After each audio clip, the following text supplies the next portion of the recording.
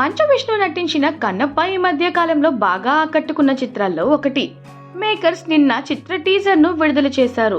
ఇది ముందుగా ప్రచారం చేయబడినట్లుగా పౌరాణిక డ్రామా కంటే యాక్షన్ డ్రామాగా ఉంది.